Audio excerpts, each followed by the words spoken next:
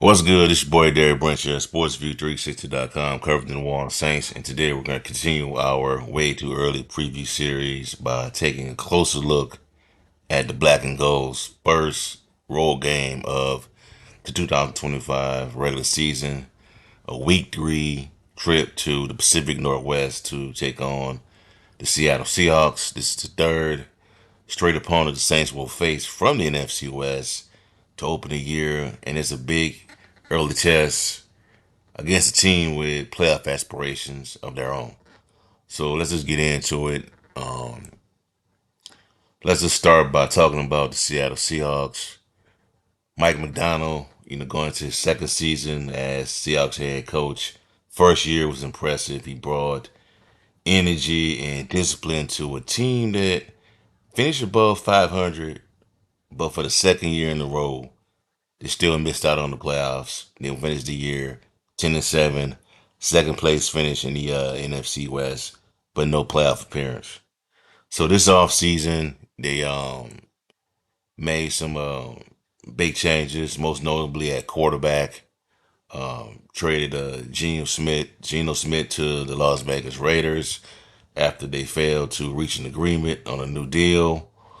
In his place, they bring in former first round pick, former New York Jet, former Carolina Panther, former Minnesota Viking recently, 49er as well. Sam Darnold, was coming off a career breakout season with the Vikings, over 4,300 yards passing, 33 touchdowns. Now with the Seahawks, they're hoping that he can build off of that momentum in a new setting. We'll see. Um, they just didn't shake up the quarterback room. They also made moves at wide receiver. DK Metcalf was traded to the Pittsburgh Steelers. Tyler Lockett was a cap casualty, so he was released, but he signed with the Tennessee Titans a few days before the NFL draft. So to fill in that void, they brought in veteran wideout Cooper Kupp on a 3-year deal. Now, Kupp may not be the explosive vertical threat that Metcalf was, but Kupp brings consistency on third downs and leadership. So you can add in also Jaxon Smith-Njigba, who is coming off a 100 catch season and a Pro Bowl appearance, and you still got you got a 1-2 punch in the passing game with those two guys. On the ground, Kenneth Walker and Zach Charbonnet are expected to lead the Seattle's backfield again. The rushing attack struggled mildly last year. They ranked 28 in the league. So this is a key area to watch for that team, the Seattle Seahawks. Clint Kubiak, a familiar face for the Saints fans, for the team, former offensive coordinator for the New Orleans Saints, who are now call plays with Seattle and Seattle now. So this would be a real chance for Kubiak to prove himself with a fresh offense and some big name weapons. All right, on the defensive side for the Seahawks, um, this is where Seattle could cause real problems for the Saints. Real problems. Defense made a huge leap from last year, jumping from 30th in 2023 to 14th in total defense in 2024. So that's a huge improvement under McDonald. So Leonard Williams led the team in sacks with 11. Devin Witherspoon, who is turning into a one of the league's best young corners. Reek Woolen, he ain't no slouch either. 14 pass deflections and 3 picks in 2024.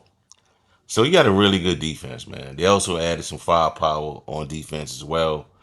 They re-signed Leonard Williams, and they're bringing in Demarcus Lawrence from the Dallas Cowboys.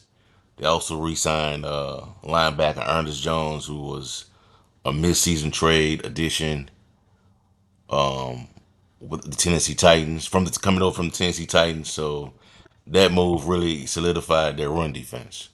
So the group is fast, physical, and experienced. And with Macdonald's defensive background, they'll be ready to test Tyler Shough or Spencer Rattler.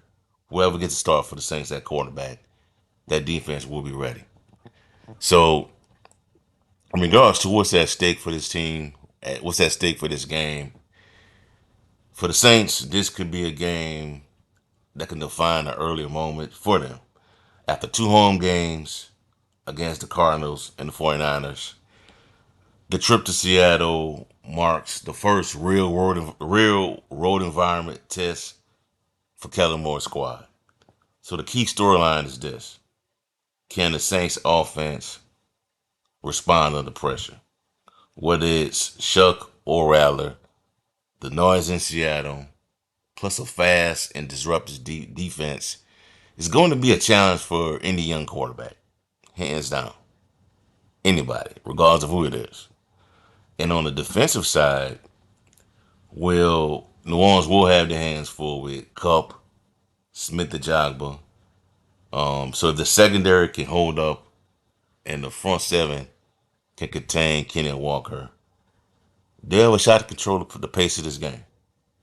They really will. But let's not forget about the Seahawks, though. Last year, the Seahawks went 3-6 at home.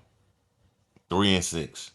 So they're looking to get back to being a dominant team at Lumber Field because that place has a similar vibe like the Superdome, where regardless of what is going on with those teams, the Saints or the Seahawks, you have the down season or something. If you had to come into their place, chances were high that you was gonna lose because of the crowd.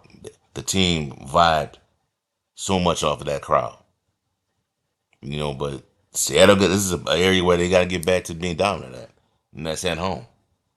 So this game gives them a chance to make a statement, and for the Saints, it's an opportunity for them to go on the road and prove that this is a good team. If you can go 1-1 in the matchups against the Cardinals and the 49ers, come on the road to Seattle, pull off an upset. This could go a long way, especially for playoff implications when it comes to those tiebreakers. So we'll just gotta wait. We're gonna wait and see. We gotta wait and see how this all gonna play out. Training camp is coming up. Just give me y'all just a preview, an early preview of what this team is about, the makeup of the Seahawks right now. So we'll see. So to wrap this up, Saints versus Seahawks in week 3 could tell us a lot about both of these teams. Can the Saints young quarterback step up in a tough environment, or will the running game, a revamped running game, take some pressure off of either one of those guys? And can the Saints defense slow down the reloaded Seattle attack? We just have to wait and see how it all play out. Wait till September to find out. But for now, this is a matchup that is definitely one to, I think, you should circle on the calendar. So there's that. That's all I have for y'all for right now. Give me a like, comment, subscribe to the channel. What are your early thoughts on this game?